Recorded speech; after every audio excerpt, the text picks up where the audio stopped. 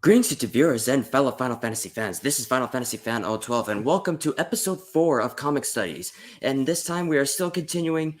We are on the second to last story of Justice League: The World's Greatest Superheroes by Paul Dini and Alex Ross.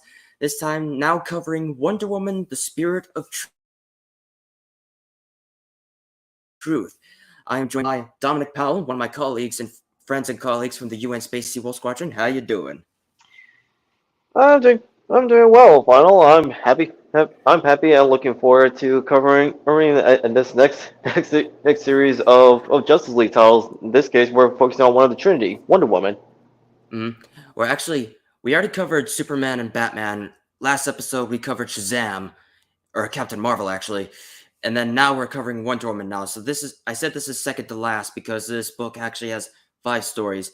So because the fifth and final book will be about the whole Justice League. So now this is our second to last book for this month.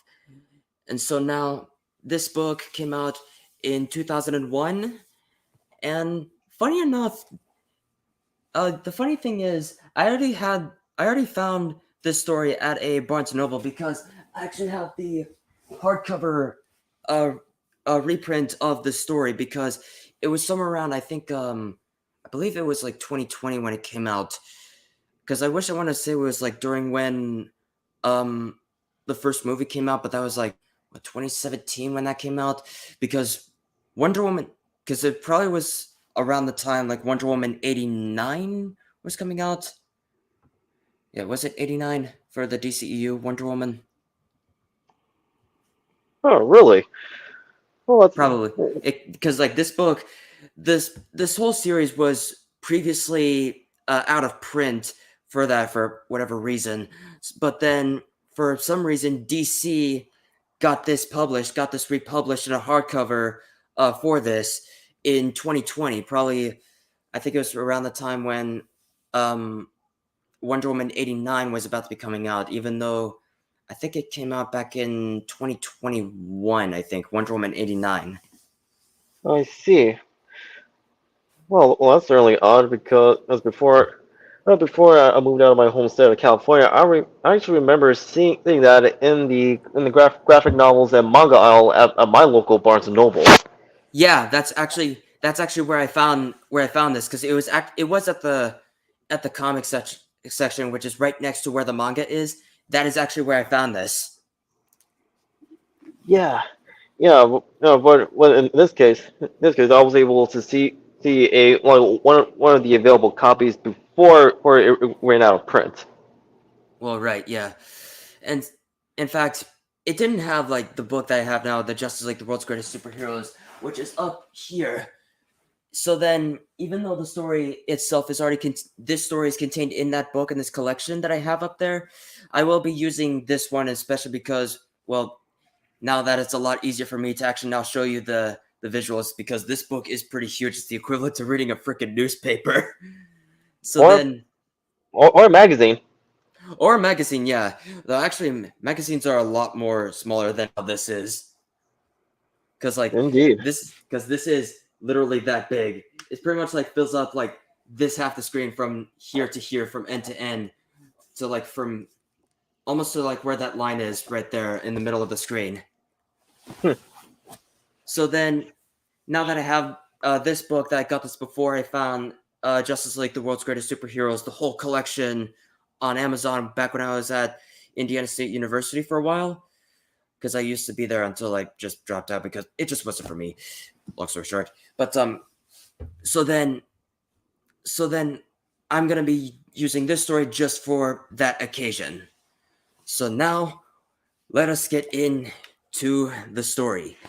So we so just like the previous 3 episodes where we open on a narration, which is a 2-page spread of a character's origins, and it is told within the first person, whereas in the first 2 stories, it was narrated by Superman in the first story we covered. Then the next story, it was covered by Batman. But then in the third episode, the last episode, it was covered by Shazam, the wizard, for Captain Marvel. Now, this time with Wonder Woman, it is narrated by her mother, Queen Hippolyta, which then says this: Since the time of our creation at the hands of the gods, we Amazons have had to struggle for our place in man's often savage world. Weary of constant warfare, we beseech our patron goddess for a sanctuary. The will of gentle Aphrodite guided us away from battlefields of the shores of Paradise Island. Now free to develop our minds as well as our bodies, we created the Mascara, a refuge of spiritual and intellectual tranquility, with technological advances that far surpass those of the mortal world. But Aphrodite's greatest gift was the ability granted to me, Hippolyta. As Amazon ruler, I created a living daughter out of the earth itself. I named her Diana. For years she lived and grew as the beloved princess of our nation. Over time, we had grown out of touch with the rest of humankind. The outside world could benefit the outside world could benefit from our knowledge, but any ambassador would surely face distrust. It would be a mission that would tax the stamina of the greatest Amazon if such a worthy one could be found. A tournament was held. A mysterious champion emerged, a woman strong enough in body and spirit to meet the challenges before her. To my surprise and sorrow, it was Diana. She could have remained safely within our realm, but my willful daughter was determined to take on this frustrating and thankless task. Her choice was made. Diana was now Wonder Woman. I realized her into I released her into the danger and uncertainty of man's world. In her travels, she brings the sum total of Amazon courage and knowledge, guided by a compassionate heart towards all people in need. So now, so of course, this is all these. One thing real fast first before I now get into this. This is something that pretty much has been long gone, pretty much since New 52, where they just basically made Wonder Woman just now. Wonder Woman is a demigoddess, but Yeah. but she's not like Zeus's daughter or anything. That's not how she got her power. She was blessed by the gods because she was made from clay. Mm-hmm. And of course, we all know in pre New 52 DC universe, Cassie is the daughter of Zeus. Mm, exactly. Wait, Cassie, is that the other Wonder Girl? Yeah, Cassie Sandsmark. Right, that's right. Yeah, founding member of Young Justice, and, eventually a member of the new Teen Titans in 2003 during Jeff Johns' run. Hmm. Oh wait, I didn't know Jeff Johns actually did some Teen Titans. You didn't know? No, I mean What? I only heard from his stuff with his Green Lantern run, especially with Superman Secret Origins. I know he's done. And has he done Justice Society too? Yeah. That's right, because yeah, you told me about that in the Discord voice chat. You're like, how much DC stuff has he not done? I mean, of course, I know he's done some stuff on Batman since Batman Earth One, which honestly wasn't really all that great. But Look, we could touch on that on a later comic studies episode. But before we get back on topic, let's just say Jeff Johns is an example of an ascended fanboy. mm-hmm, exactly. Yeah, even though Batman Earth One will never happen, really, because yeah, William Silva's here in the chat. How you doing? Hey there, William. All right. Well, so getting back to Wonder Woman. Right. So now we reach into the story proper. Now we're actually in the perspective of Diana herself. And she's actually coming in because there's actually a terrorist attack by there's the terrorist junta that had invaded that has actually invaded a government facility that's actually putting up government leaders or national leaders hostage for this, all just for power, in a bid for power, and no um and they're not holding them for ransom because as soon as they get enough media attention, they're going to execute them on the spot. So then but then just before they're about to, Wonder Woman then comes in, and I actually like this image too, with Wonder Woman is actually just comes in. She actually comes in with the Christ image, just like, well, they're not actually doing it the cross image. She just dives in and actually just kicks him. It actually looks like a cross, or Hmm. like. And as soon as she just comes in and knocks him out, and then the battle actually ensues between all her and the rest of the other terrorists as they try to kill her. But of course, she actually tries to subdue them, and once she actually does, by of course deflecting bullets and actually and then as soon as she gets all of them, she actually ties them all up with the lasso of truth, and actually, and then one of them actually asks, "Are you here to kill me?" But then of course, she actually doesn't, because she actually says it here. Uh, oh no, actually, yeah, it actually says here. I told the nation's leader that my actions were to be in the cause of justice, not punishment. And so then, once she actually does that, she lets him go to be handled by proper authorities, and then she flies away to the invisible jet. Hmm. And then the next page, we actually see her doing other stuff from crime fighting. Like, we actually see a local gang in a car, and then Wonder Woman actually stops them in a car by actually putting her foot in front of the hood. And then the guys actually just drop their gun. She actually tells them, "Why don't you come and face me?" Then they're like, "Okay, yeah." They're actually okay, yeah. And they just drop their guns because they know she's a force to be reckoned with because she is really strong. And then another time, she actually ties up other soldiers trying to capture an orangutan. So then she saves the orangutan that's been captured in a net. She saves the other office workers from a burning building that's about to come down. She actually gets them out of there. Then she's and then she actually sees that we see her stopping thieves, stopping thieves that are trying to steal some jewelry, and then we actually see her saving people that are in a train wreck, which the other officers are trying to get them out as possible. But Wonder Woman came in to help. And as soon as she does, there's actually a child crying, and then she actually comforts it, almost like a mother, pretty much, because it is an infant. Uh, Right. but even which even says here,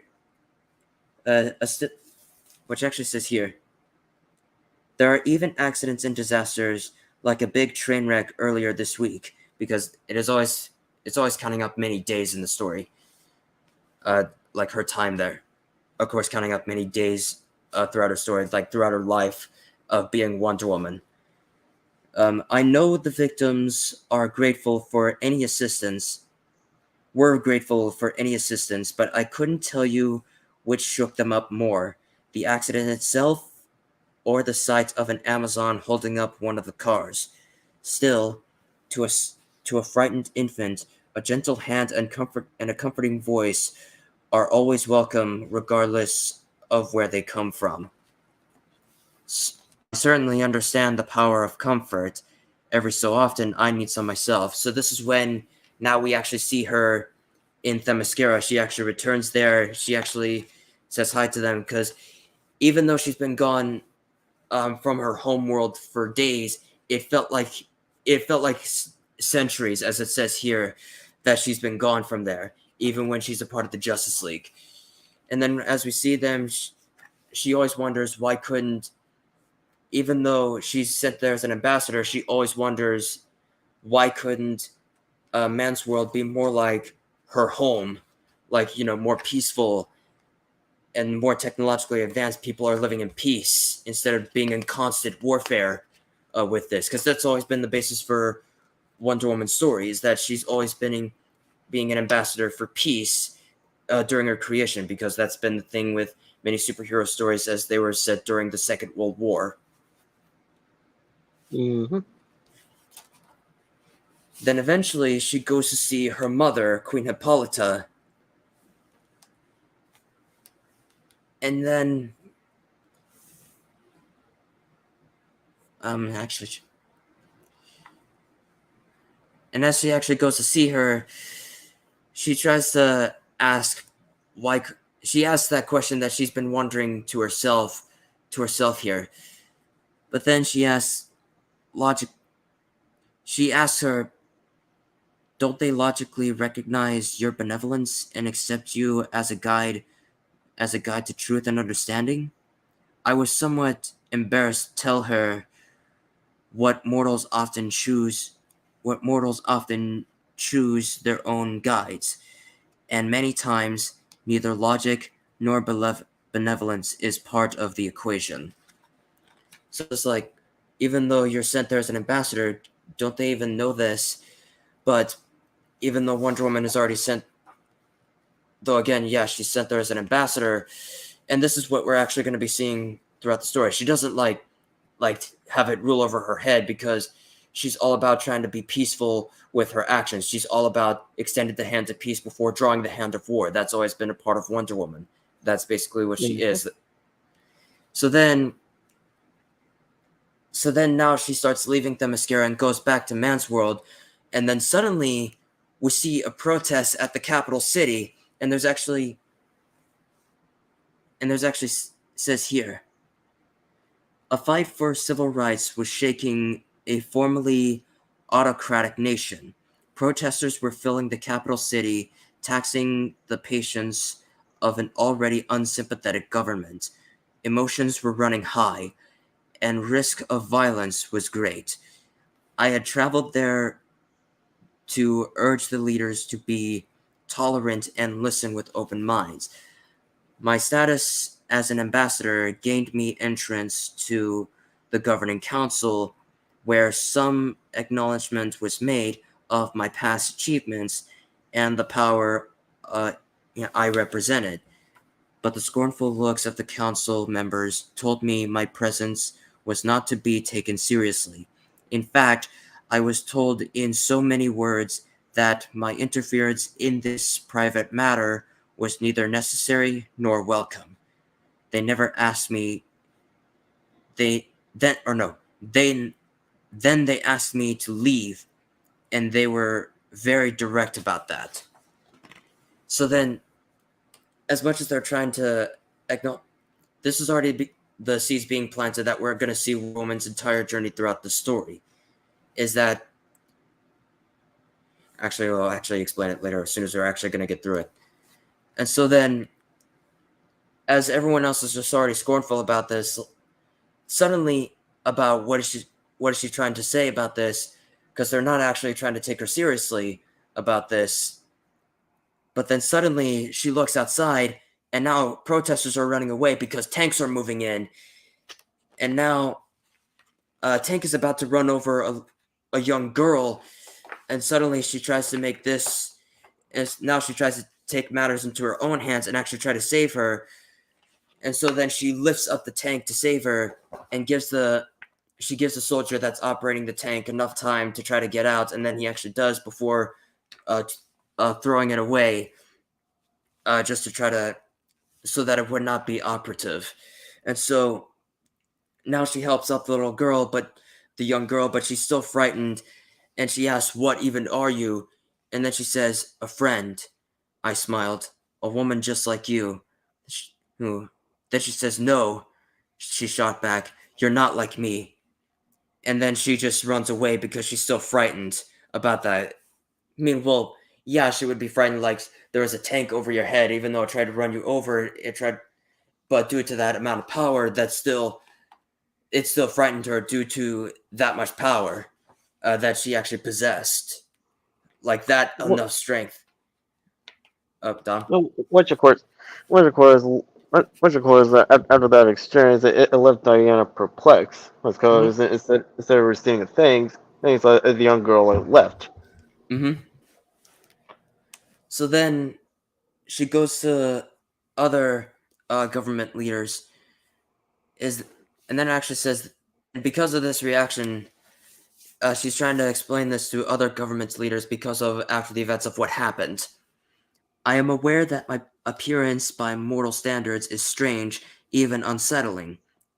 Ceremony was ceremony has always played a role in Amazon culture, If I am to be an ambassador of my people, tradition dictates I look the part. Sadly, those who judge me on my looks alone ignore the cause I champion. Recently, I had been asked by a friendly military contact to accompany him on my errand of mercy to it had on on my errand of mercy. It had been wildly reported that a hostile dictatorship, fearing attacks from a neighboring country, was forcing displaced villagers to act as human shields. Each time an airstrike was threatened, the hostages were moved to another munition, munitions site, thus starting off attacks. My con- my contact bleh, my my contact hope that my presence as an impartial advocate of peace would put an end to this practice. The nation's president for life glanced at me with a mild amusement and muted distaste, but said nothing. However, several members of his staff were most effusive in assuring us that the shield reports were false.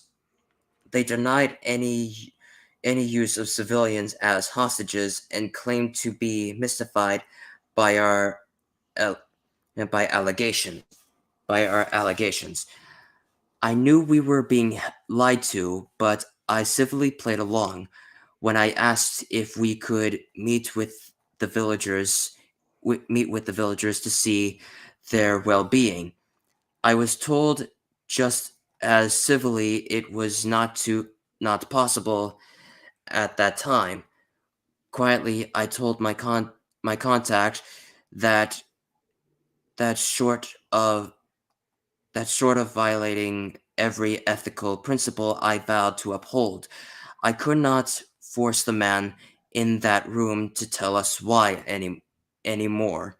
He told me he understood, but the disappointment in his voice was clear. I was disappointed as well. To say nothing of being furious, I determined to do something about it as only Wonder Woman could. So then, once again, she takes matters into her own hands of this. So then she goes to what I assume is supposed to be. I'm not sure if it's supposed to be Iraq or Saudi Arabia because there's everyone dressed in cloaks, and of course there's already sand everywhere. And so then they see that there's actually wind coming up. Capes are actually being their cloaks are actually being flown. But then out comes Wonder Woman in the invisible jet, and she's supposed to say, "I've come in peace for this." But then, similar to what happened to the young girl from earlier that she tried to save, they too are actually frightened by her appearance, not because of the power, but not because of her power in this case here, but because of what she's actually supposed to look like.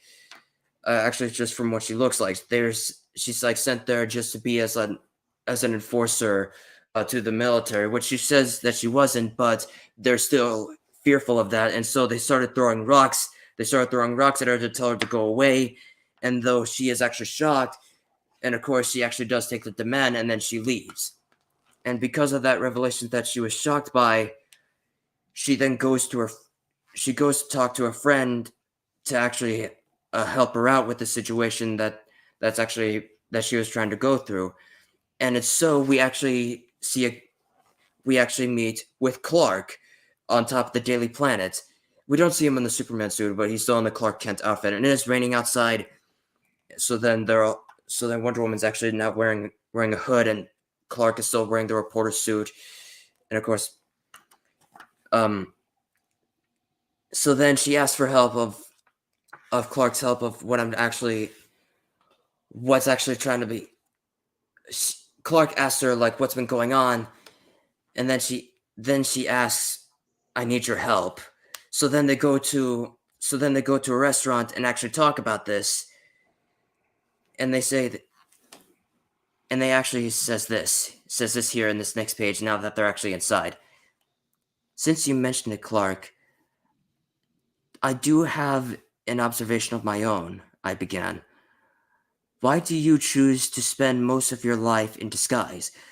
Wouldn't it follow wouldn't it follow you wouldn't that follow or wouldn't it follow that you could accomplish more if you were in costume all the time? This is really this is who I really am, Diana, Clark explained. I was raised to believe I was no different from anyone else on Earth. My abilities have not changed that opinion much. In fact, they make me realize how dearly I need this identity. I am accepted by most people. I can use my special gifts for their benefit, yet I never lose touch with with a thousand things that that make human life a treasured experience. You and I both, Diana, you and I both know, Diana, that the view can be beautiful from the sky, but most people live with their feet on the ground and their eyes on their day-to-day existence. That's not to say they lack vision or the desire to excel. Rather, their priorities are different. Men and women want to be in control of their own destinies, and they should. You wouldn't want to be led, prodded, or forced to change, and neither would anyone else. Despite your good intentions, that guidance can be disruptive, especially when it comes from someone they perceive as being perfect. You think I'm perfect? I'm sure I'm not the first person to say this to you, but your great beauty and strength can be intimidating to most people. I could see how the rest of you I could see how the rest of the world might have trouble with that. For what it's worth, there can be a balance between the man and the Superman, or woman, as the case may be. I think the best way to affect meaningful change is to work alongside people rather than be above them. At least it's always worked for me. So this is basically, and this is pretty much already connected um, to this. Oh, Eloise Dog in there. How do you do? How you doing, Eloise? Hey there, Louise. And this is pretty much um.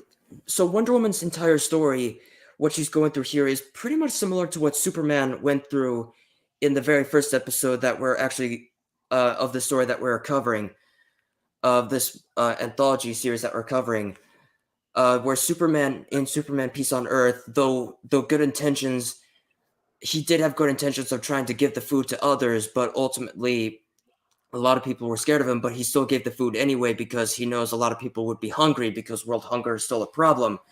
But then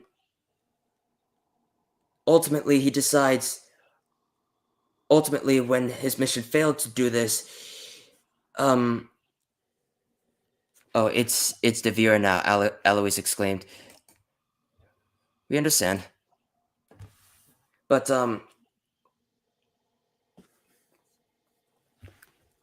as soon as um the food had been ruined and then his mission failed, his mission he realized that his mission was then, though he did though people were satisfied, but yet he left with disappointment with now that the food is ruined and he's not going to be coming here as much as he's trying to keep up with that promise.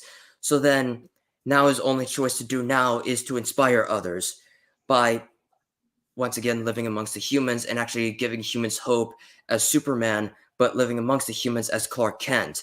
And this is the advice that he gives to Diana here, as we are now actually about to see here in the next few pages. So then,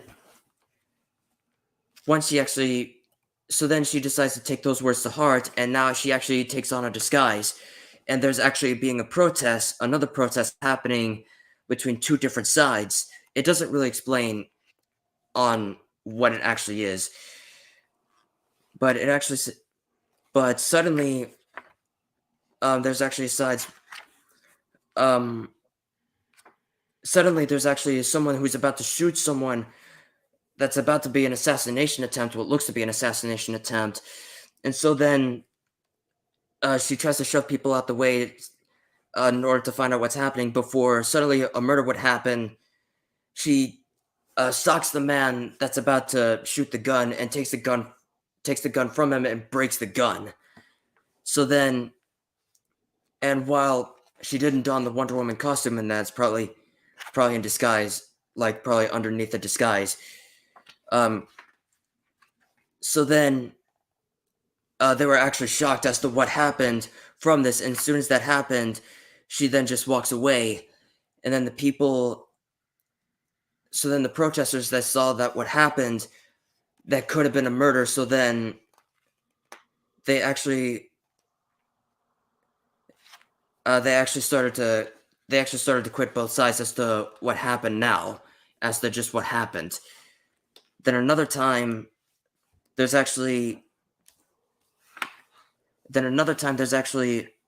bulldozers and construction sites that's about to be working there. It's probably just their um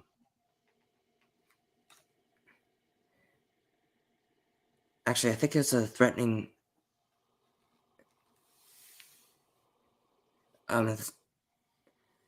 there's actually going to be hostages there. Probably it's not that exact area yet, but there's already people everywhere. There's already construction sites everywhere. They're already about to. I feel like they're trying to like remake this. It's this image here, this entire page here, where there's already bulldozers everywhere about this construction sites. About this, it's already a plain area, but yet people are still there. Yeah, yeah, I see the page you're talking about. However, however, no, this point, this on the upper left portion of the page. Here's like this dialogue is actually very relevant than when it was made in 2001. As I continue my travels, I see more evidence of people twisting the truth to serve their own greed.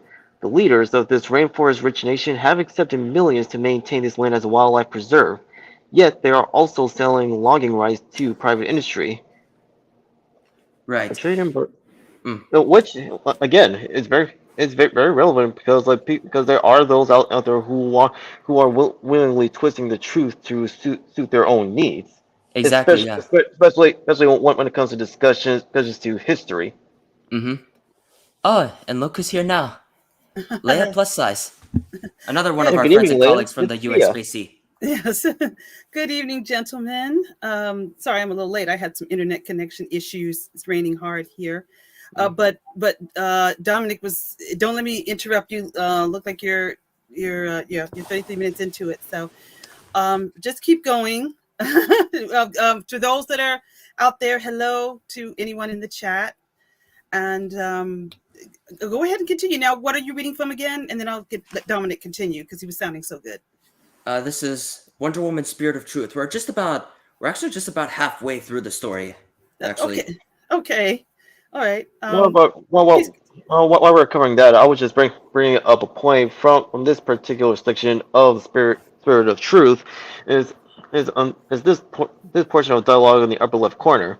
As I continue my travels, I see more evidence of people twisting the truth to serve their own greed. The leaders of this rainforest-rich nation have accepted millions to maintain this land as a wildlife preserve, yet they are also selling logging rights to private industry.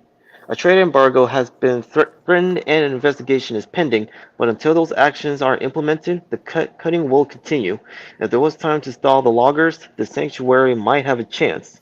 Well, what stands out in the upper left of this page is like is very relevant to what is happening in what we've been observing for a good long while. Well, when this was first made in 2001. Well, because as Diana pointed out, like there are individuals out there who are willingly twisting the truth to suit their own needs. mm-hmm. Very Whether it's true. in history, science, or anything else in between. Feel like there are those that wants to like remove like objectivity and want to replace it with moral relativism and subjectivity. Exactly. Yeah. As we saw with the protesters on the last page, that there's about to be they're already just crying out for mob justice for this time on both sides. But yet, that tragedy was then prevented for both sides leaving before there was going to be an assassination attempt. which of course led both sides to realize on how far, well, how close they were into a tragedy, which only emboldened one of their individual sides. But Exactly. because like they realized that one of them was about to kill somebody, it caused them to actually sit down and actively listen to one another in a more Mhm. quiet fashion. Right. So then, so then after she was actually, after hearing about all this, then she then destroys the other vehicles afterwards. She destroys the other vehicles into doing this so that they won't actually try to like make this into an industrial area instead, even though because this is meant to be a rainforest for this.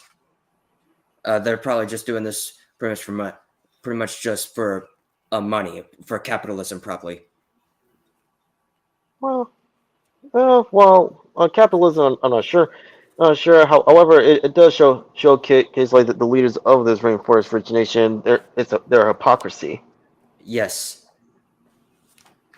So then the next page, we actually get a reference here. There's actually a landmine field, and we see kids everywhere in hospital beds. Like there's one that's missing a leg. There's one that's actually has a scar that's straight on the back of the leg. There are already kids that are missing. Their faces have been damaged because there's actually a landmine field out there. And the reason why I said there's actually a reference is because Diana is now operating as a doctor to tend for the children because she was actually a nurse to care for Steve Trevor's wounds back in Steve back in Wonder Woman's very first appearance in what was it 1942 back in Hmm. 1942, especially even if you've seen the Linda Carter Wonder Woman show and the pilot episode for that also happens too. Yes, very true. I have that classic show Well, on Blu-ray, and yes, and also in yeah, that's also story a quick wise.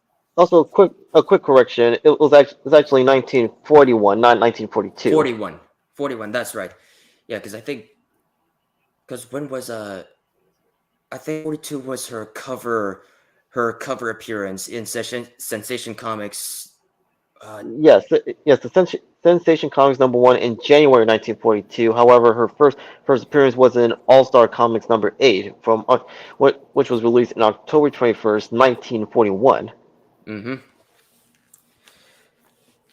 Even though even though that cover actually had the Justice Society in there, but even though it's all about Wonder Woman, but it's everybody in the Justice Society in there, and it had nothing to do with them. But anyway, so then she goes. So then she goes into the minefield. She's actually dressed up in protective gear for this. There is skull and crossbones there because this is a landmine field, and everyone else is trying to find the landmines along with her. And then the next page after, she then goes back to the same place, but again with people in cloaks. People in cloaks. I very likely assume that this is supposed to be Iraq or Saudi Arabia. Yeah, yeah. I mean, like, if the hijab, if the hijabs like aren't an indicator, like we can like to safely assume that it is in the Middle East. However, in which country or state like it is left in the air because when Paul Dini and Alex was making this, there's a much like with the previous entries of the series, like they want to make it timeless. Right. In fact, that's pretty much like their whole goal with Justice League, the world's greatest superheroes. Actually, at least uh, with this run for the Justice League, because this is the whole thing about Paul Dini. What makes him a good storyteller is that he knows heroes and villains. Like Yeah, but he knows how they function. He knows how they work, especially for individual characters when he's doing Marvel and DC stuff. it's similar to Jeff Johns. Mm-hmm. And so then the next page, we go back to the Middle East that she was supposed to be before she ran out because they were scared by her own appearance because they were scared of what she could do or actually what she would look like because they thought she was sent there as a U.S. enforcer from the military. So then she disguises herself as a soldier of the military about this, and it's a that aforementioned situation where everyone in the Middle East is being used as human shields by by the said group of aggressors. She then disguises herself as one of the hostages by dressing up in cloaks. So then she was then taken in by the aggressors within the fence, and they're now about to start, and they're now about to start using them as human shields, just about to kill them just for their own amusement. Oh, Wolf Team Media's in the chat. How you doing? Hey Hello, there, Wolf. Good to Commander. see ya. So then, as they're about to be, they were demanding them to actually get straight outside, probably just to line up, just to kill them for their own amusement. Suddenly, Wonder Woman says no, so then she has a defiant look on her face, and then one of the aggressors tries to slap her in the face, but of course she grabs it and then just, which completely shatters his hand for this, on trying to do that. So then then he tells her to shoot her and shoot everyone that tells her to shoot her, which then as soon as they're actually about to be firing, she then takes the cloak off and actually reveals the Wonder Woman's that she's actually in her costume, and then she deflects all the shots and takes them all down, destroys the truck by throwing an oil barrel straight at the truck, which causes the aggressors to run away from that. It causes them to run away by using a getaway car or just running on foot. So then Wonder Woman actually tries to destroys the fence and gets them out to safety, and some of them are still afraid for this, but yet they just walk in silence. Some of them are still afraid of what she's supposed to represent. Like they still think of her as like some American enforcer, but yet there are a lot of them that still give silent nods and whispered blessings to her as they thank her for saving their lives for this. But as soon as all of them are saved, she then goes away back to the invisible jet and then flies off back to Themyscira, and then says this: "Now I realize I am a warrior as much as I am a woman of peace. I can never place one half of my soul above the other, though now I feel they coexist more harmoniously than ever before. Heroine, demigoddess, soldier, peacemaker, I am all these things in part, yet none of them completely. In truth, I am most like the people of man's world, a being of contrasts and contradictions.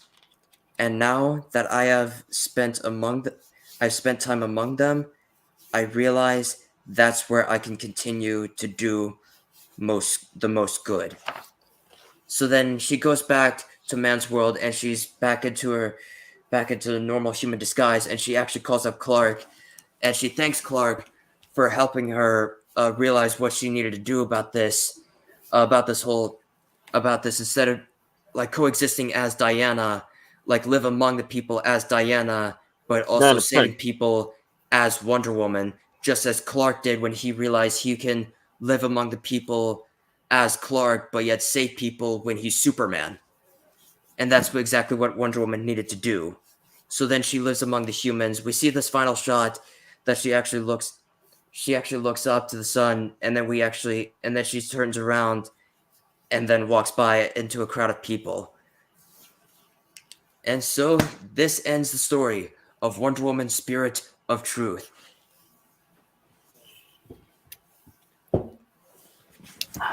Very good reading. So what you think? Dom, did you want to go first, or? Yeah. Okay, go right ahead, and then I'll have my thoughts. Well, what can I say about Wonder Woman's Spirit of Truth? It's a good.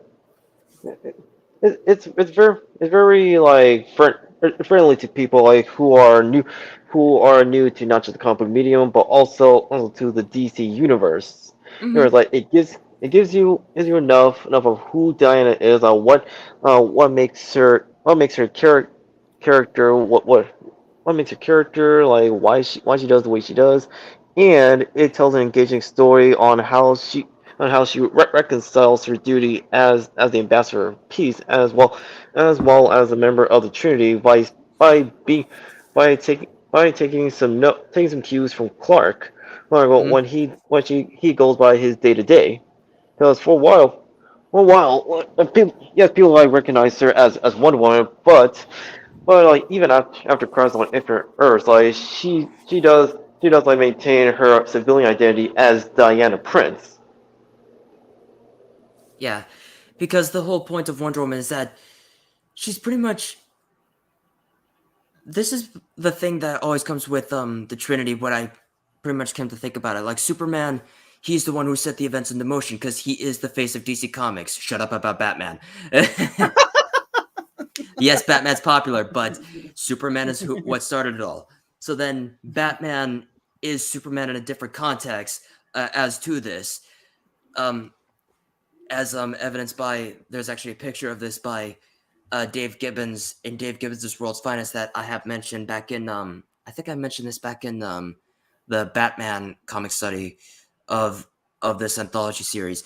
But but then I say this, if or no, not that I say this, then if it is about World's Finest, which is the Batman and Superman crossover stories, but if it were the Trinity and going with this image, and if Wonder Woman were to be in this picture, she would stand for the same things alongside Superman. Because again, she's more of a heroine. She is an aspirational hero, and she's more of a heroine archetype. She would do a lot of things, things in a traditional masculine way, but do so in a more feminine way by highlighting their feminine traits. That's the feminine archetype. And not to mention each member of Or the the heroine Trinity. archetype, rather, if I said feminine Yeah. archetype. Yeah, that's the whole point of the heroine archetype. They would do anything from a masculine hero, what they would do in a masculine way, but highlight their feminine traits by trying to do so in a more feminine way. Like, look no further than other mythologies like Joan of Arc. Hmm. Let me ask you, gentlemen, this, and you probably can answer this question. Hmm? For the life of me, will somebody tell me for the current regime that's Warner Brothers currently now, and that includes in the past, Gail Gadot, Zack Snyder, Patty Jenkins. Will someone tell me again, like I asked about the Batman one that you did a couple of weeks ago, why was this not turned into a movie? There's the story right here. Is one of Yeah, exactly. everything you need is right there in that story. Just by you reading that and with the pictures, that is the movie I would have made. Why do they not why are they not doing that? It's right there. Everything they need is right there in that story, exactly the way it was written, the artwork, the story arc, in the journey that she has. So this is what you would turn into a screenplay. So if you're getting ready to do Wonder Woman 3 or 2 instead of that crazy crap we got into, this is your story right here. So why Well, in the world are they not getting it? This is I would look at this and like, okay, this is going to be Wonder Woman 3 right here. And also it gives you a chance to bring in Superman or give Henry Cavill some kind of cameo, since she does take notes from Superman about how they are, how the world, how the world sees them, how human sees them, how manwood sees them, and it makes sense. It's total common sense and very well written. And again, Well, yeah, it would make sense that she would mhm. already try to make meet with Clark for this if they already established the Justice League a lot earlier, like they already just did. Because Wonder Woman has been because Alex Ross. I've mentioned this in the Batman stream that whenever he's drawing a lot of the DC and Marvel heroes, he always draws the heroes that they've had with history, that they've had so much history with that. Like we see this very much with Batman. Like we see scars all over his body. It's all over his arms. It's all over his chest, like many scratches with Catwoman. We see a dent in his lower back because that's where Bane broke his back. We see this a lot because Bruce Wayne had been Batman for years now. I Even though it's agree. not really connected to any continuity, but he draws them with history because he's been reading upon them for such a long time. And while Warner Bros. Would do Paul Dini who did a lot of the stuff for the DC animated universe since Batman the Animated Series. But the problem is in fact, he's even done a lot of comics because he's done the first half of Gotham Sirens. They're the trinity of Catwoman, Harley Quinn, and Poison Ivy. He's did the first half of it. He's even done the comic book tie-ins with the animated series of the respective DC animated shows, as well as Zatanna, which I actually do have up here. But the problem is Warner Bros. Just hardly ever wants to, because actually, Wolf10 actually says this here. Why don't they just make movies in general, and why not worry about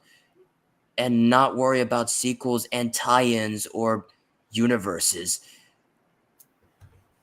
Yeah, because this could have been, like you said, and if you want to answer Wolf's question, I'll get to it. This could be a standalone film.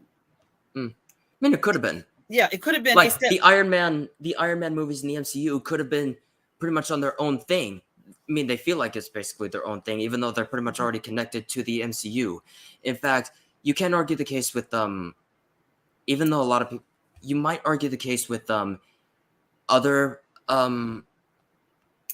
these Marvel heroes in that universe, like the Thor films pretty much are still connected to this because we see them here. We actually see the other Marvel heroes here. In fact, Captain America, his first two films are on his own, but then his third film, Civil War, that is connected to all the other Marvel heroes to this. Not only because it's based on the exact story of the same name, but because this is already much of an interconnected universe, like a piece to a larger whole, like a bigger piece to a larger puzzle. Mm-hmm. Yeah, and to go along with that, like I said, I would digress later. I don't want to get into. We'll get into that later. But one of the reasons I always loved Winter Soldier was because it stood on its own. Meaning, if you really think about it, you don't get an appearance too much from other Avengers. I think the reason it's so beloved by people like myself is because it stands on its own. It's part of that universe, but it has its own story and its own arc in it. But with this story, I don't understand why Warner Brothers, everything they need is right here. This could have been a good film because, and I say that because it boils my blood pressure sky high when I hear those critics that said, "Oh, these comic books are kiddie fodder. These are kiddie childish little fairy tales." This story, well, Spirit of Truth, that is what Darwin Cook would believe, but he doesn't take it as like light fluff because children do read this stuff. In fact, even though he might go into some of the more darker aspects of that, like what he did in Batman Ego, where it explores Batman just now questioning, well, not his morals, but like questioning, like he's just like on the edge, like he's already like questioning himself of being of just what happened. Like, should I just not be Batman anymore after what's happened? Like, I will cover that story sometime later.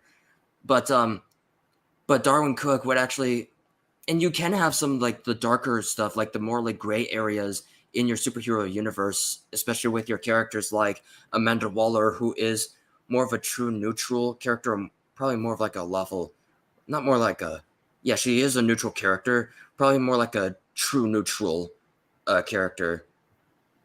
But then you can have some anti-heroes in there, like the case of Jason Todd, the Hood, where he is very much of an anti-hero because he is basically a darker reflection of Batman's character. True, but this story that you went over tonight, Spirit of Truth, adults can learn from this story as well. Yeah, because you're never too old for fairy tales. Right, exactly. Because the quote from Neil Gaiman: fairy tales show us that not only dragons exist, but they can be beaten. Exactly, and that's what people are missing. That's what I think they're missing when it comes to these stories, because the last act of the story that you just read, when I can't quite remember it from the top of my head, when she says, "I am," the last part that you read, and I am warrior and I am peacemaker and I am all of these things. And I always say to myself, that's what Hollywood doesn't get about this character. Because my next question would be to you guys, and Dom, if you want to chime in, do you actually think Warner Brothers got her Wonder Woman right? And I'm talking about the solo film with Gal Gadot. If thinking about it as over these years, did they really get her right? Because I was looking, No, yeah, I was. because she's Mm-mm, just acting more like she just acts more like Xena Warrior Princess because right. they disrespect the origins too, especially at the time that she Well, was supposed to be set in.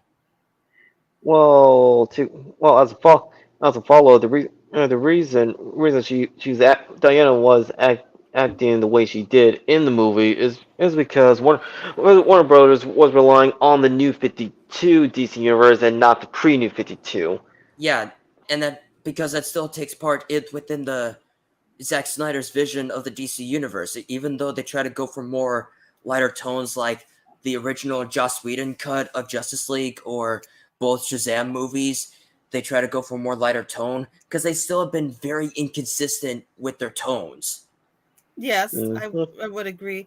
When I look back on the Wonder Woman that was part of the Snyderverse with Gal Gadot, when I look back again after a couple of years, and then going over what you just read tonight, preparing for this, I had come to realize that they don't get her. It's just basically what you said. Final, they only see the warrior. They see Yes, her. They made her to be all they wanted was because this in New warrior woman. 52 Wonder Woman, they just basically made her MCU Thor, where he's just basically just a fish out of water, but yet she's just acting more as a warrior, like a warrior And not type, the just like ambassador of peace.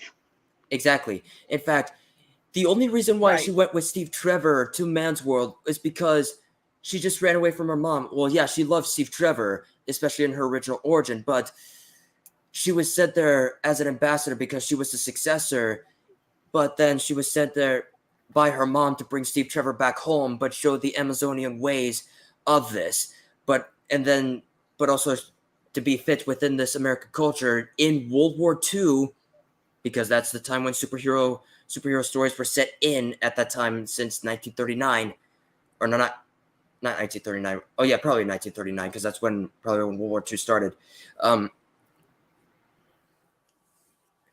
that's always been, but for some reason they set it into World War One in the movie for whatever reason. Yeah, for a reason. Yeah, all this But time I. um, but the whole reason why she was in that movie, she was sent there. She went to Steve Trevor to Man's World just for that reason, just because she was just driven by her hormones because of, or as specifically, what's it called? What, estrogen? Is that what you're trying to say? Well, probably, but probably well, one thing, but there's also another thing, probably, um, well, probably estrogen. Just from that reason, and though she just ran away from her mom. Well, yeah, it's true. The thing is, now I think the film it has some nice moments. The reason I'm bringing up the film is I'm comparing it to the literature and the actual context of who this character is. And I just think, looking back on the movie, it hasn't aged well because they focus too much, like you said, on turning her into Xena and not really understanding who she's supposed to be. Wonder Woman is not just about kicking a guy in the nuts. This is about, she is more than that. Her fighting abilities are to defend, not to start a fight or to prove that she's bigger and that she's stronger. And I think that the film And that's the version, traditions for the listen, Amazons in the DC yes, universe. right, exactly. Even when they did the movie begins with her beginnings in Themyscira or Paradise Island, whatever you want to call it. I just feel like they just focus so much on them being on the warrior aspect of Diana and not those other aspects that we get Mm, in Spirit of Truth. Like I said, this yeah. is if I'm a producer, Or I would say, anything okay, from this George Perez's run, because right. even George Perez's run on Wonder Woman, they actually got that right about Wonder Woman. Or Goth Amazon, that Professor Geek actually recommended. It's the Wonder Woman story where Batman gets captured by his villains, so then Wonder Woman was actually fit to actually go in there and save him and try Yeah. to round up the rogues gallery. And yeah, and yeah, and oh yeah, they forgot that Wonder Woman was made by a man who was married to two women. Yeah, they just completely disrespect they say they are for feminism, but William Moulton Marston, as well as the two women that he's married to, because he was in a polyamorous relationship with two women, Mm-hmm. they do stand for feminism, but what they stand for feminism, it's not feminism. It's Right. just dominance. Because feminism is about equality. And that's between the basically what we're sexes. huh? Yeah, Equality between equality sexes. between the sexes before like feminism like went to its downward spiral. Exactly, yeah. Because they have a wrong idea of what feminism is really about. Instead, they just use it as just a term, as just what they fight for, not just what they fight for, but just for their own means, like what you said, just by twisting it into something that it isn't. What you said, Dom, Yeah, that when we were going through the story. and it also shows on why old school feminists like Christina Hoff Sommers and also a class a real liberal in the classical sense has been critical of this new wave of feminism. Mm-hmm. And they should be, because this new wave of feminism is misleading. I grew up when at the dawn of feminism, and the feminism we were taught was that you had the freedom to choose your path in life, whether it be what you did professionally, personally, and privately, whether you choose what job you choose to have, or who you choose to or not to marry. That is the feminism that I was taught, is that you were free, you had the freedom to make the choices and the direction of where your life was to be headed. And this new wave of feminism is not that at all. This new wave of feminism is more, to me personally, my interpretation is more about a hatred and a jealousy. And when you Yeah, add it's that ingredient, hatred yes, towards men. Emma Watson actually put this best because she was fighting for feminism. Because again, they have this wrong idea about feminism, whether it's about dominance and primarily hating on men. It's a witch hunt against men. yes, In other words, misandry. Yes. yes, yes. And I hate that they're teaching these young girls this and disguising it in the form of these heroes, saying, well, this is all about feminism, and this is and let's don't get me started on that Captain Marvel, Brie Larson. Well, I'll digress by that, but we know what the crap shoot that is.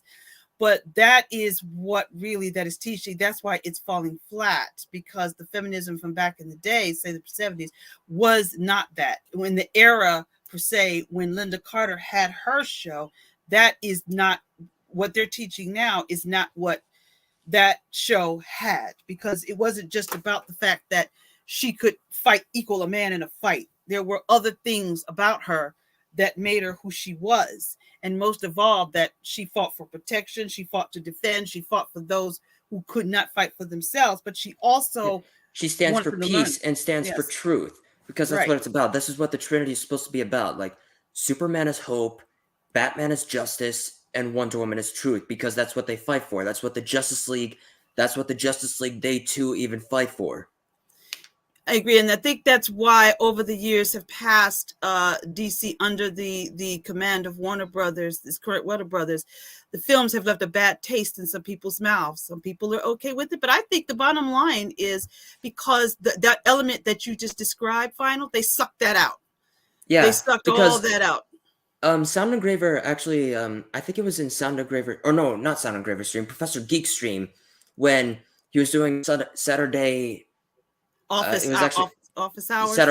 Saturday office hour, where I actually compared this to how I said that it felt very eerily similar to how 20th Century Fox was doing the Fantastic Four films, because they're not doing this just to honor the legacy of the Fantastic Four. They're just in there for a cash in, just to cap off on the rest of the other superhero movies before, because the the first Fantastic Four movie was just made specifically to keep the rights and is the least closest to being the most faithful for the Fantastic Four, almost to a fault, really. But even then, they still couldn't get Doctor Doom right in that movie. Yes. But then we get Fantastic Four. I think it was 2000, 2005, and The then a Silver sequel. Surfer. Well, Oh, I'm sorry. Go then ahead. Well, yeah, and well that too, because Silver Surfer in 2007, Rise of the Silver Surfer, they couldn't even get that right because they were trying to cash in on again the other superhero films that were actually successful, such as Sam Raimi's Spider-Man movies, as well as well cashing on themselves with the X-Men movies. And Right, so right, then and then But they fast couldn't forward get to Galactus right either. yeah, right. they Yeah, didn't and then finally 2015 with Fantastic, they just portray the Fantastic Four film as a body horror film because it's so desperately trying to capture the success of the Christopher Nolan trilogy. right. Yeah, And this is what And happens with Warner Bros. And the DCEU. They didn't do this just to honor the legacy. They just try to do this just to catch up with Marvel. And this is why I say that it's so eerily similar to 20th Century Fox trying to capture the success of other superhero films, which is why they couldn't get the Fantastic Four right. Because they don't portray the Fantastic Four as a family. exactly. They have some issues with film. Thomas, you want to say something? Because I was going to say that Warner Brother producers are morons. Yes, I said it. They are complete Yeah, idiots. They are morons because they do not. they're aimless. Yeah, they're aimless morons who do not understand this culture or the comic book genre or pop culture. They are stupid to it. They sit down in there because I don't even have hope for James Gunn. But again, I'm not going to get off into that rant. But I really don't. I'm not excited about anything he's doing. I think they're morons and stupid. And they sit in their little office in their chairs in their suits, and they sit down and say, well, okay, we'll just do that, put this stuff out. It doesn't have to make sense. These geeks are going to pay money to see it. Batman, Shazam, what's the difference? Wonder Woman, Harley Quinn, what's the difference? Justice League, the Suicide Squad, what's the difference? Just throw this stuff out here. These geeks are going to eat it up. We're going to catch $1 billion on it, and that's what we're going to do. They're complete idiots when it comes to this story, and nobody's been a bigger idiot than the current regime at Warner Brothers. That's why I mentioned this story, Spirit of Truth. There's your story right there. A producer could come in and say, hey, here's a good story right here. We'll do this one. We'll take Gal Gadot and we'll make a story out of this. But they are just absolute total idiots who do not understand this culture, and they can't differentiate. They think different. I can't get the word out, but tell the difference between aspirational or inspirational or Or a cathartic character, or a cathartic motivational hero. or So aspirational then, hero. so then, And that's why they're it seems- failing right now. I'm sorry. yeah, yeah, they seem to have, because like you said, they focus more on a warrior aspect of Wonder Woman, which is now they just try to make Wonder Woman fight with a sword and shield, which while she would use them if necessary, because well, the Amazons have been trained to a lot of weapons, but Wonder Woman primarily fights whether to hand combat or the lasso of truth, because she's not much of a killer. Mm-mm. And so then they just only know about the fact of Wonder Woman just being as a warrior. Because, again, I always said this many times, even on Sound Engraver streams, that they never get, they just never get Joan of Arc right. They only focus on Joan of Arc being a warrior, and, well, they wouldn't make, well, yeah, she too is an ambassador, but they focus on her just being a warrior, and they neglect about the facts. They try to make her a savior, but they completely neglect about the fact that the savior part, about what they neglect, but they completely neglect this part too, because this major part is the part they neglect about Joan of Arc the most. It's the fact that she is a woman of God. Right. Yeah. They suck that out. Exactly. And I totally agree. No wonder. That's why I said when I knew you were going to do this and I was preparing for it, and I look back at the Wonder Woman film, like, why did this movie leave a bad taste in my mouth? And now I know why. And I know why is because, everybody was praising Patty Jenkins and, oh, she's the savior, she's a great director. But like, she missed the point. They all missed the point. They only focused on the warrior aspect, but not these other aspects that she has. As you said, she's truth and a peacemaker. And we didn't really get that. They only wanted to show her as an action star, and Yeah, that's only one half of who she really is, and they ignored all of that. And I think as time goes heroes can on, be yeah. action oriented. Well, yeah, Hmm. but they are capable of heart. It's not like they just fight each other at a drop of a hat in justice. Yeah. so so then actually going back, they have this really immature idea of maturity. Like going back from Ah, this, or actually from this quote, or actually having, they always blush at the fact of an idea of just being like adult, but they have a childish idea of what an adult is. Going back to this quote from, actually goes from this quote from C.S. Lewis, if I could find it. while you're looking, I was wondering, I was waiting for you to say that. You said exactly what I was thinking, Final. I was waiting for you to say that they have an immature view of maturity. And I think it's because they see us fans who are fans of this genre as immature. I Yeah, think that's a part of the they reason. just portray them like they never got out of their high school years, pretty much. Right. like Yes. like this is even the same thing with, like, at least with most anime, really much. Like Or this manga. is always, or manga, yeah. That's always the thing where, well, okay, it's fine that you want to do that if you want to do sex appeal for a character, but this is one thing that I always get so fucking tired of, is that they do this just because, where a lot of manga would just, or not a lot of manga, but anime manga, anything from Eastern media would just try to put up anything, try to put up sex appeal because they think we're a bunch of horny nerds. Yes, that's Um, okay, actually found this quote from C.S. Lewis. I actually go for this quote. Critics who treat adult as a term of approval instead of as a merely descriptive term cannot be adults themselves. To be concerned about growing up, to admire the grown up because it is grown up, to blush at the suspicion of being childish, these things are the marks of childhood and adolescence. And in childhood and adolescence, they are, but in moderation, healthily and in moderation, healthy symptoms. Young things ought to want to grow, but to carry on into middle life or even into early manhood, this concern about being adult is a mark of really arrested development. yeah, I've heard that quote before. Yeah, I was waiting for you to say something like that. Well, you just basically said it best. They I think they write them like that because that's the way they see us who are fans of this genre, Mhm. comics or anime or manga or whatever. Over and over again, it's portrayed that we just want to live in our childhoods for the rest of our days, and that is such a stereotypical lie. And then if you, again, this story that you read tonight, the Spirit of Truth, yes, it's for kids, but I think adults can learn and enjoy this story just as much as well. These are universal. Professor Geek, again, he talked about this in his streams.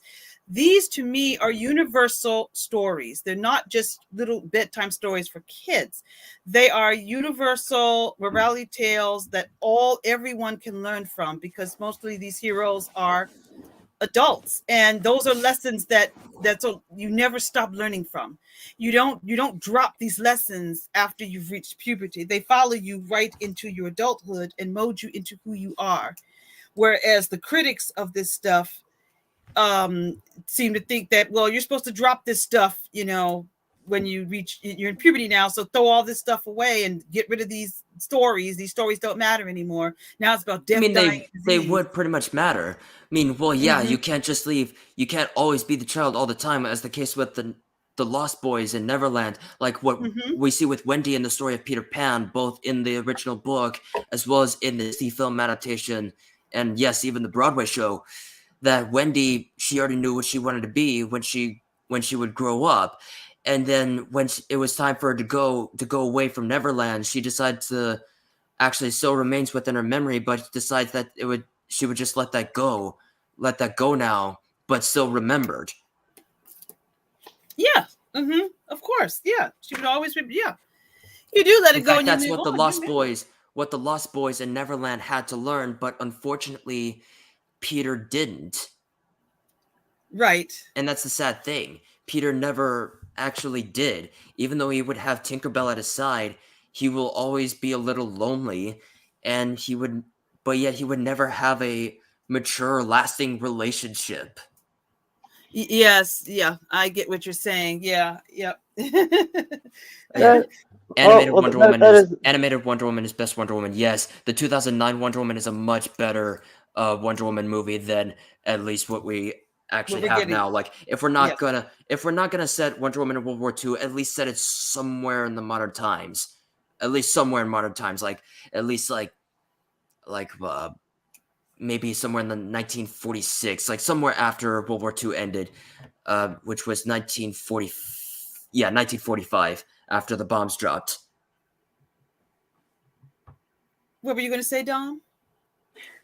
well, I was going to bring up Steven Spielberg's Hook, which acted as a sequel to the original Peter Pan story, which showcases a grown-up Peter. However, he has forgotten his time as the legendary Peter Pan, and Hmm.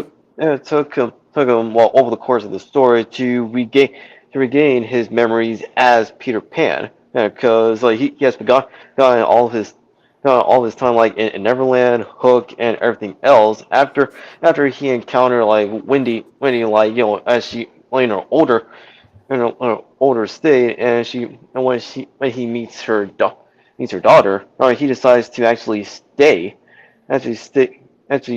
and not go back to Neverland, because Right. it's at that point it allows him to finally develop the maturity that he was subconsciously craving.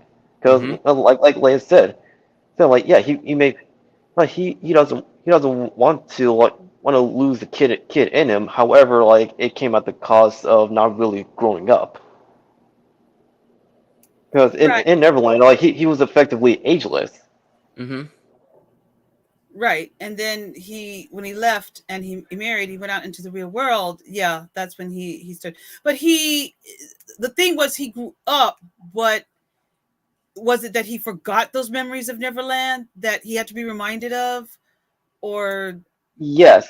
oh, okay, that's what I Yes, thought. and he also like became very rigid as an adult. So Hmm. Yeah, caused him a strange like between himself and his kids, especially to his son.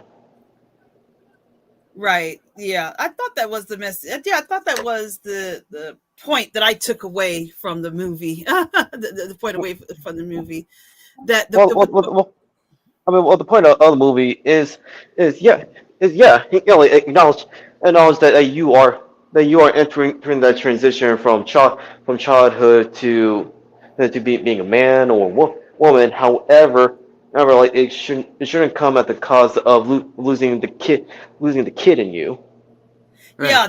yeah, that's it right there. You can accept and grow up and mature and do mature things, but that part of you that's imaginative, creative, passionate, you don't have to lose those things.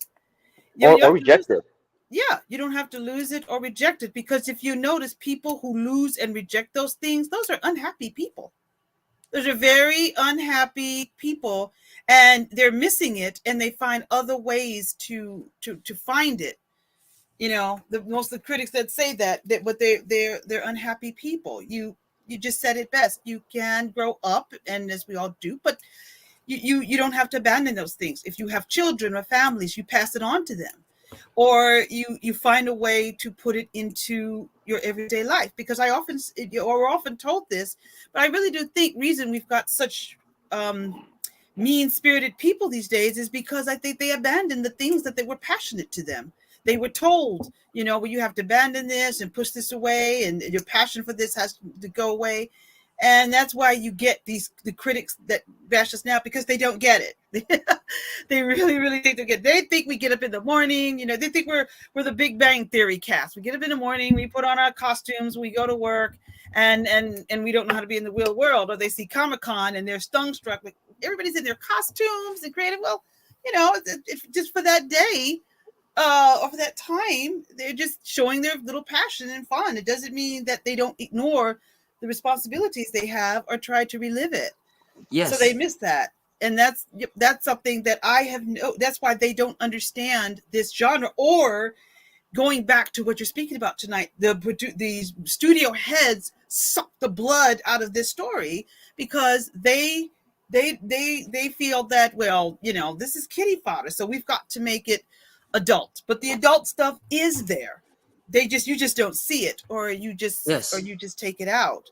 You know, Well, they we see this constantly in a majority of Roald Dahl's works. Whereas, mhm. his books may be for the kids demographic. However, he treats them with the same amount of respect as he would with adults.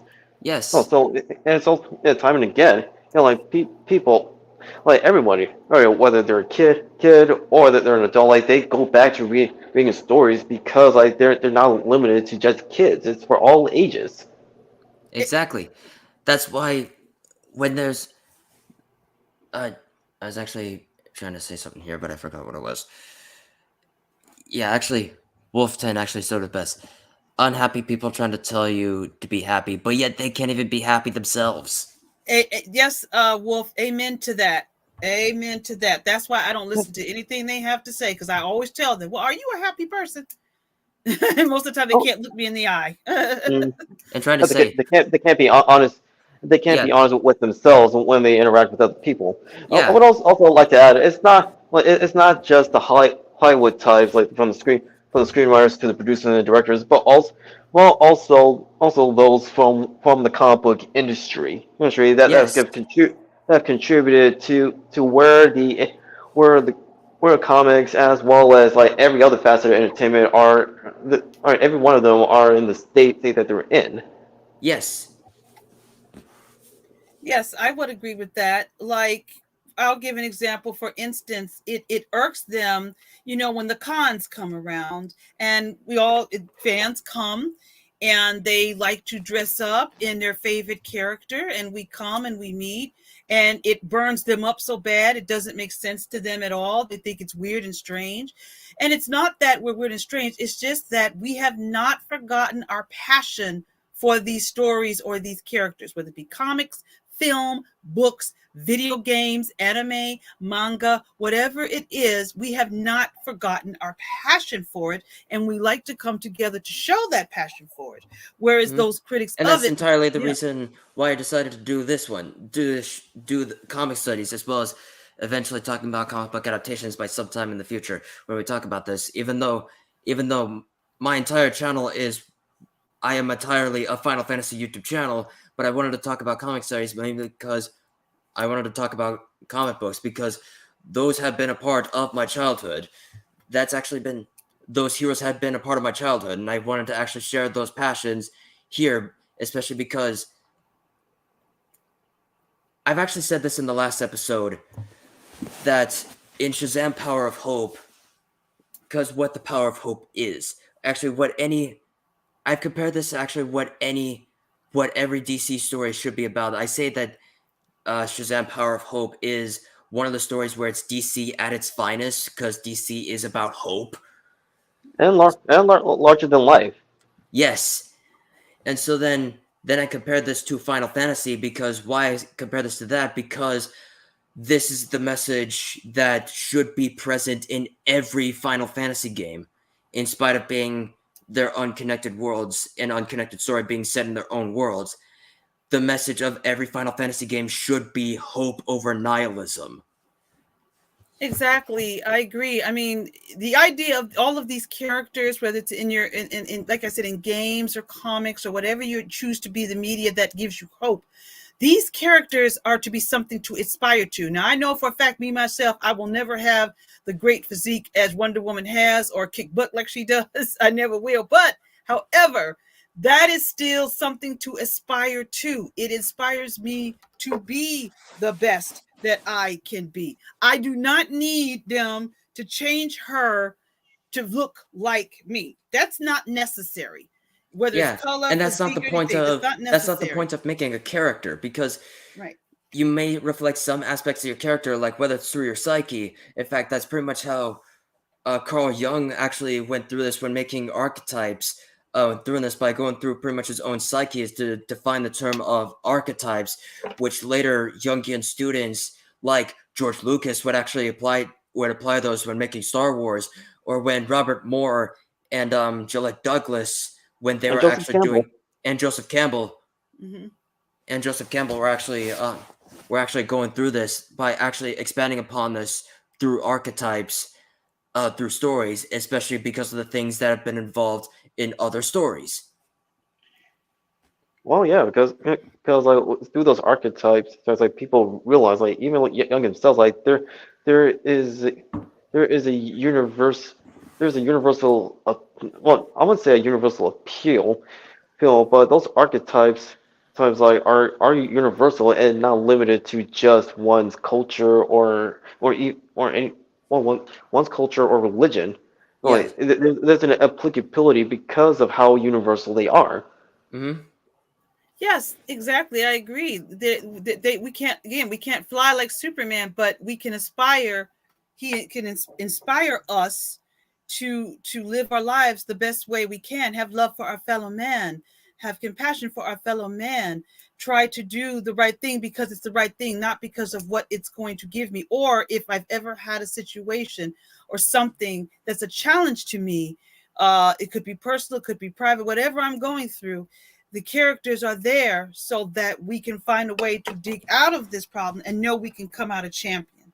And that is universal. That is for young and for old and for any race of any culture, anyone alike. That is a universal theme. And again, they missed the whole point of that. Again, when I say when we go back to the cons, we're basically the critics don't get it because basically we're happy people when they're there. Where they're not, where we're all together, wherever we're with or with our group or our friends, and we go to these cons, we're just going to go to these movies, we're pretty much in a happy condition.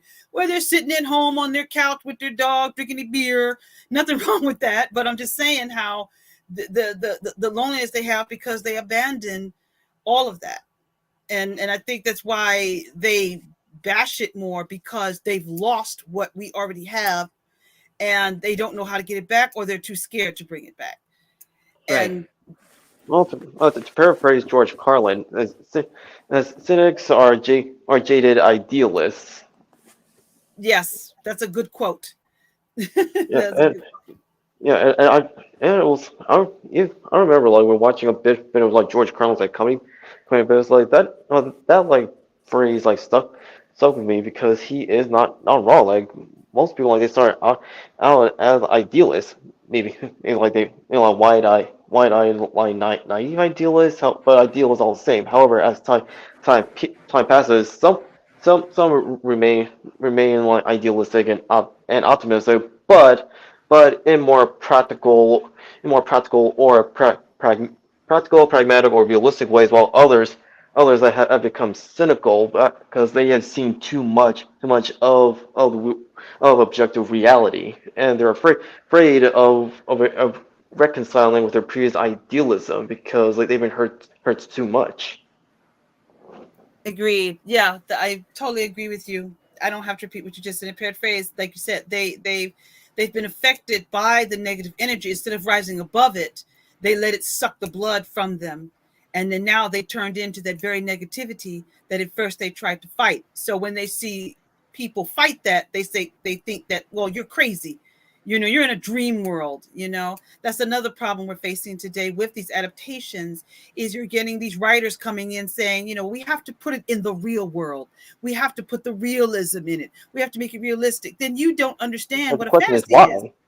Yeah, Yeah, because this is the whole thing about writing. Art imitates life, and life feeds the art. right. Yeah, yeah. Most of these artists, and I use that term loosely, like they don't understand that fundamental principle. Mm-hmm. Yeah, that's what they are missing is also again, you don't understand a fantasy. You don't understand a fantasy world. Gotham City, Metropolis are fictional cities. You don't have to make it so real. When people read these Yeah. stories or They're go to not these New movies, York. They're not yes, New York or Chicago. Well, they're right, based on different aspects of New York. Like Metropolis is the wide-eyed, like utopia, literal metropolis. of what it's supposed to be. But then Gotham is the cynical side of that. The slums. We see crime everywhere. People are poor as hell. In fact, the Mhm. rich, most of the rich are pretty much would actually use them pretty much for their own would use the poor pretty much for their own gains, because a lot of them are pretty much greedy assholes. Except of course, there are a few exceptions. Two exceptions being people at Wayne Industries and Wayne Tower. That being especially the owner Thomas and Martha Wayne and their son Bruce Wayne And Alfred. and Alfred too. Yeah, Yes, because he's been with them. exactly. And what Uh, Batman is supposed. Actually, we can't also forget Lucius Fox Yeah, all the employees at Wayne Enterprises. and Jim of Gotham PD. Yes, because they always still look for hope. And what's now hope there in Gotham City that they now look up to? It's Batman. Batman. And no, Yes. he's not the Punisher. He's not a brutal type of character. He is a very dark hero, but he's not. He's still aspirational. Yeah, in spite of being a cathartic, motivational hero, he is a paragon type of hero. He's Superman in a different context. He is to be. You described Gotham as dark and gritty and poor. He is Yeah, supposed it's to be. entirely Yes. Gothic architecture. Right. And he is supposed to be that light. He is that light in that dark. Yes, he's Batman. He wears a dark suit, but he is supposed to be that light for the Gothamites to know that there is hope for you despite all you see around you. These films by Batman should not be dark, depressing, and gloomy. That's not what he represents. That's another thing that they miss about Batman. This is not a dark, gloomy character. This is a character that is to give the Gothamites hope that you can go beyond this. Yeah, because God forbid to have that be so ethnocentric to push humanity in a hero story. Yeah, they do. Because I noticed the writers of the Batman with Bat Pats said that, well, we wanted to set it in the real world. We wanted to be realistic fights, realistic police cars, everything to be realistic, all this realistic stuff, everything in there. And I'm thinking, In the DC universe, yeah, it's still a fantasy story. We didn't want them in the silly costumes. We wanted them to be. We wanted Riddler, and we wanted him to look. We wanted to be. so then they real just made the stuff. Riddler. So then they just made the Riddler into the Zodiac killer in the movie. Mm-hmm. The more the director and others involved, like speaking in these platitudes, what they don't realize is they're repeating what the comic book movies of the past, like between the 90s and the 2000s, were doing, which was, like either rejecting or commenting how silly their comic book roots are. Yeah, I do agree with that. And that was something I really didn't like. Because So apparently now suspension Yeah. of disbelief is not even a thing now. In fact, that's entirely why a lot of people go to stage productions, like go to theaters for stage productions, is to suspend your disbeliefs about all of this. And now apparently there's not a willing suspension of disbelief now. because people go, again, like I said, people go to the movies for different reasons, and people go to these movies to escape. We don't want to go. I'll just speak for myself and maybe others. You don't want to go and see something you just saw on the 6 o'clock news. You don't want that. When you go into that theater and the lights go down, you want to be sucked into the world of Gotham, but you don't want to see what you just saw out your door. You still want that fantasy. You want that fantasy aspect. Audiences in the 1930s during the Great Depression did not want to see movies about the Great Depression. They wanted to see Dorothy sing Over the Rainbow and open the door and into the land of Oz. They wanted escapism. That's what they wanted to see, and that is the way it is now. So it's nothing wrong, and that's what they're Hollywood's fighting. The audience wants escapism, but they say no, you can't have escapism. Gotham needs to be like the streets of Los Angeles. It needs to be like the streets of New York. That's what it needs to be. But they don't understand that audiences want to escape to Gotham. They want to escape into that fantasy world. And in that fantasy world, you can still have truth, and you can still tell good stories, and you can still make those people real. And that's what they want to see when they want to go, and they're not doing that. And that's Yeah. what I hate is the problem is when you do that, if it's director or the writers, you don't know what a fantasy is, or you don't like it and you try to change it. A lot of the films under DC, for heaven forbid me, I'm very sorry. The reason they have a bad taste in my mouth is because I think of the fact that they suck out the fantasy, or they just don't like fantasy and they want to change it to what they wish it to be. Hmm. And that's not that's not very good, because that shows me, like I said, you don't like fantasy, and you're not understanding the character if you come in and say, well, I don't like the idea of fantasy, so I'm going to make Batman like the streets of Los Angeles. You know, you can be inspired by the streets of Los Angeles, but you can't turn it into that, because that's not what audiences want to see when they go to these films. Yeah. In fact, actually gonna quote from Stan Lee about this. It's actually in one of his interviews where I don't like to preach. I hate people to preach to me, and I hate preaching to other people. But at the same time, I feel that there are universal truths in this world, and if we just do unto others as they do unto you, and if we were to continue to do that, the world would be paradise. And that's basically his belief about this when doing, and that's basically what they would do for storytelling. Is that the reason why I would bring this up is that it was specifically when I think it was asked from when after they were asked like why they killed off Gwen Stacy, is like that was mostly there just for the sake of drama. And well, yeah, we would have to be more careful with this, but not to preach about it because we want to tell stories. Yes, you can tell a story. The thing is, they're forgetting is, even with the fantasy, you always want to tell a good story. No matter what genre you are in, you want to always tell a good story.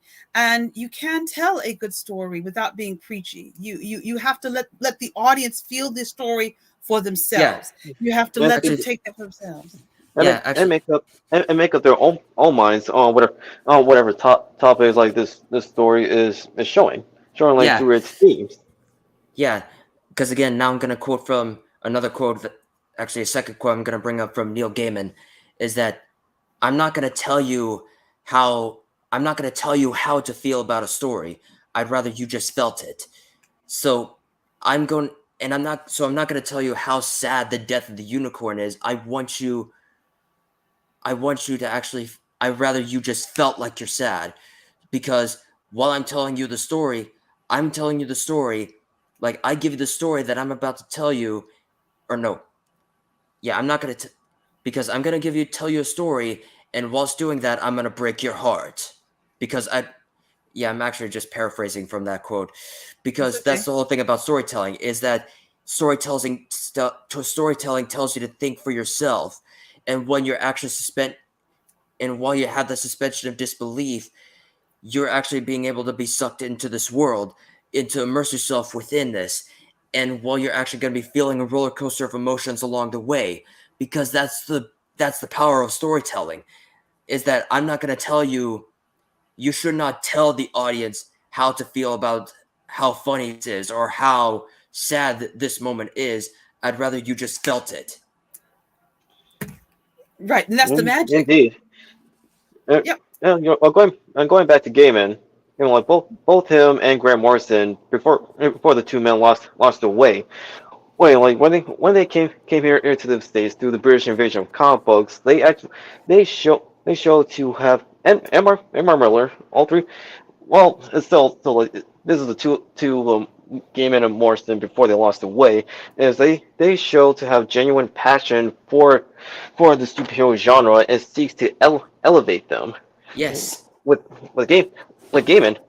The Gaiman, like he wants to elevate this superhero genre to remind people like why it has endured out for decades is by like is by taking them is by taking them back to their mythological roots and Hmm. how myth folklore and history has shaped the genre and its archetypes into what they are. Whereas Hmm. with Morrison, like it's with his works, whereas like people shouldn't shun like the silver age of comic books or its early or the earlier or even its like pre or its predecessors. But silver age most especially because like but people like seem to like shy away or embarrassed. Whereas because the Silver Age represents an innocent time of not just comic books, but also for us, also Western civilization as a society and culture. Hmm. He shows it through through either through Superman or even his Batman run. That the Silver Age that you can still tell like tell a serious story by using what was done during the Silver Age of comic books. Like they're not something to be ashamed of. Hmm. Oh yeah, I agree. Yep, agree 100% with that. It's nothing to be ashamed of, and like you said, oh, I just get so tired of hearing over and over again. What's the phrase I get always tired of hearing? We got to make it into the real world. Got to bring right the world that we got to make it to reflect the world of today. I get so tired of hearing that from these days from writers or producers or say we wanted to make when they do a remake or something, we wanted to make a movie that reflects the world of today instead of presenting the story as is. If you present the story as is, it will resonate. You don't have to make the changes. I get so tired of hearing that phrase. You hear that a lot, lady, when with Yeah. whatever they're doing or bringing a story to life, they get a hold of it and they said, well, we made the changes because we wanted to reflect the world that we see outside our window, or the world that we reflect to it is today. You I know, mean, when Neil Gaiman made Marvel 1602, and it was back when after 9/11 happened, and a lot of people lived in fear. And when Neil Gaiman made that at that time, he didn't want to reflect that at that time. He just wanted to tell more of a story that's set during the year 1602. mm-hmm. In fact, in retrospect, I now question the mere existence of the nonfiction genre. Why would you question it? Because if you want to set a story in the real world, what's the point of trying to tell a story then if it's set in the real world? Like hell, you could have there is historical fiction for that reason, but why turn it into nonfiction? Like Yeah. if I would rather want to read up about something about the real world, I'd read a history book Yeah, see, that's the point I'm or making. Yeah.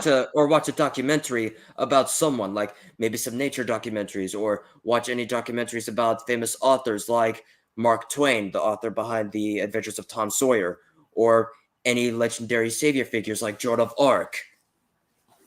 Yeah, that's the point I'm making. If you come into these projects, whether you're doing Batman or Wonder Woman, and you come up and you're reading this project, you say, well, we want to make a story that reflects the real world. Well, then why don't you just go make that? Why would you take a fantasy story and change it into something that it isn't? It tells me, one, you don't respect the work. It's just the bottom Yeah, line. You just respect it, or you don't like, personally, you don't like it. So yeah, you want to they change only it. like their idea of something, but then this should be. Mm.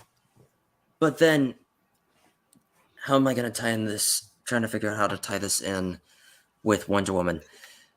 Wonder Woman. Well, mm, well, with Wonder Woman, she she rep, she represents the truth aspect of the Trinity, yes, and what she's fighting for is what she's fighting for is universal truth like that exists like in our objective reality. yeah. Which Whether the is not- truth about our yeah, the truth about our reality as well as the truths about ourselves, because the lasso of truth compels you to tell the truth.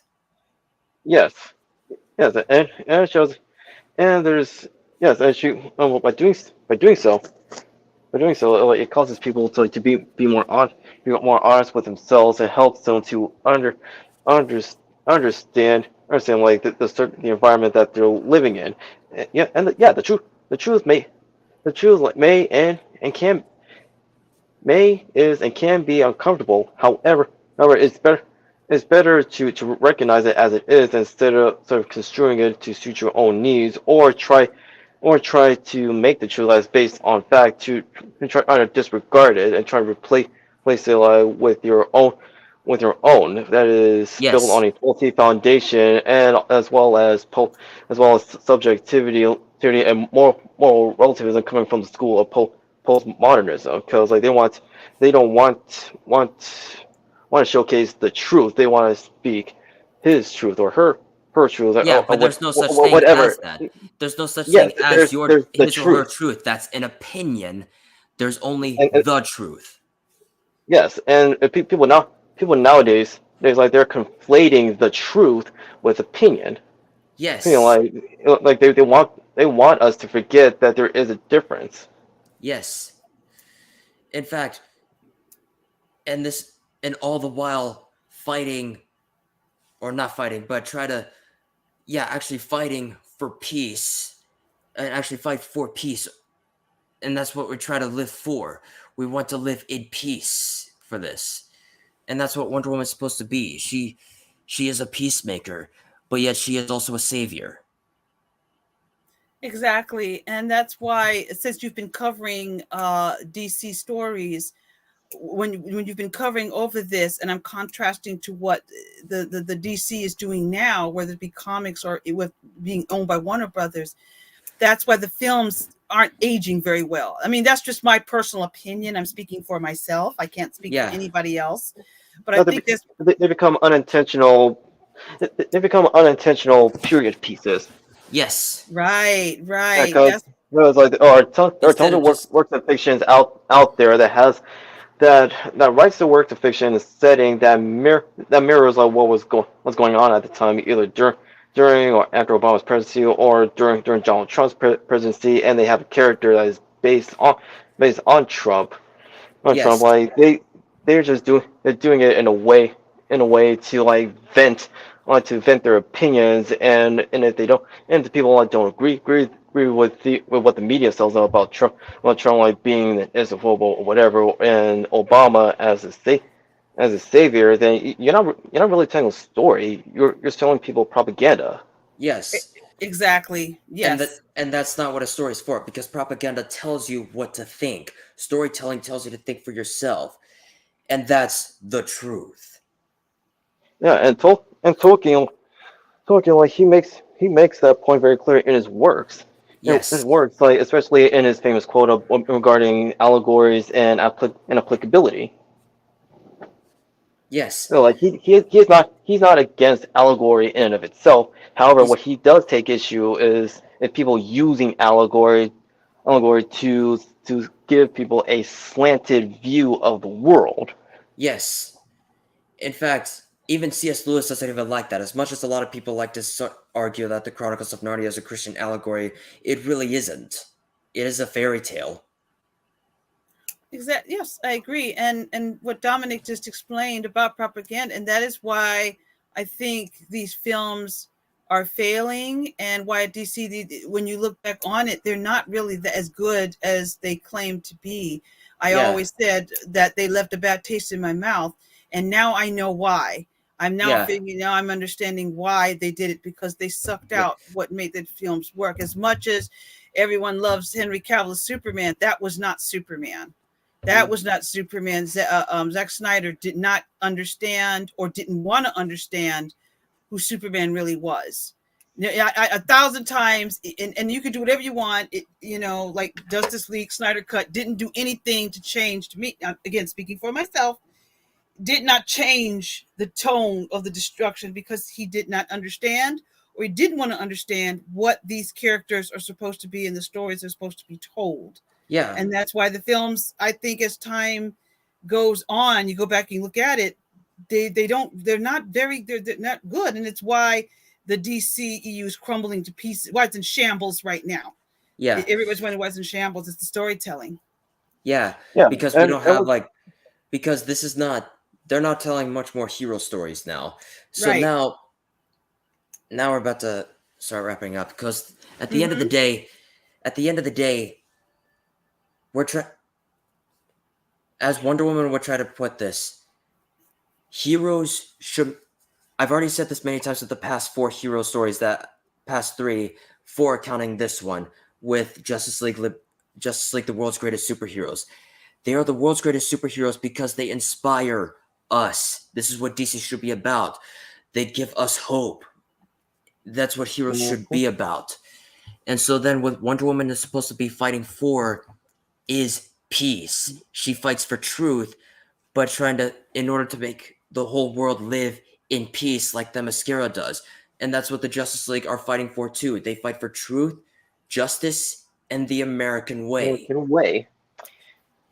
And Right. that's also why you have classic stories from Joe Kelly's run of Action Comics and Superman with What's So Funny About Truth, Justice, in the American Way, which featured the first appearance of the Elite, which acted as a rebuttal to Warren Ellis, and not just his run of the Authority and Stormwatch, but also his whole thing of why aren't superheroes going after the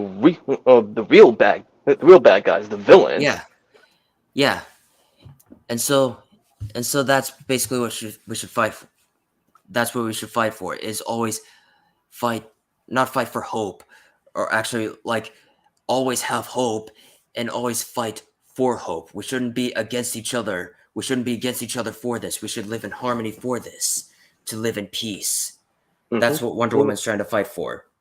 So now, If you happen to have, and plus, if you happen to possess like great power or great skill, you must have restraint, yes, and not place yourself like above, not have this mindset of being superior around your peers. yes. And so now we're about to end this here. Well, I hope you guys enjoyed this video. I'd like to thank both you, Dom, and you, Leia, for joining me with this, talking about Wonder Woman Spirit of Truth. Thank you very much. My Well, pleasure. I'm happy to be here, man. Yes, I enjoyed this. And so now, that about does it for this video. Thank you guys so much for watching. If you like what you saw, click like and subscribe and share with your family and friends. And make sure you ring the notification bell. That way you get notified of our latest videos. And be sure you stay tuned tomorrow, as it will be a full-fledged video this time, as it will be episode 3 of Final Fantasy Rules, covering the Red Mage class. And then next week, we will wrap up Justice League, the world's greatest superheroes, with Justice League, Liberty, and Justice. And be sure you stay tuned for that. But that's going to be the setup for our grand finale of talking about DC Comics for a week before my birthday. I think I said it on April 6th, I think. Or somewhere around not April 6th. Somewhere around a week before my birthday. The actual big setup for the grand finale for this will be Kingdom Come. So be sure you stay tuned for that one. It's going to be quite the story there. And be on the lookout for Comic Studies episode 7, which will be in June, talking about Superman for all seasons, as talking about Superman's 85th anniversary on that month, which it will be this year, celebrating Superman's 85th anniversary. And once again, thank you guys so much for watching. This is Final Fantasy Fan 12 signing off, and remember, may the light forever shine.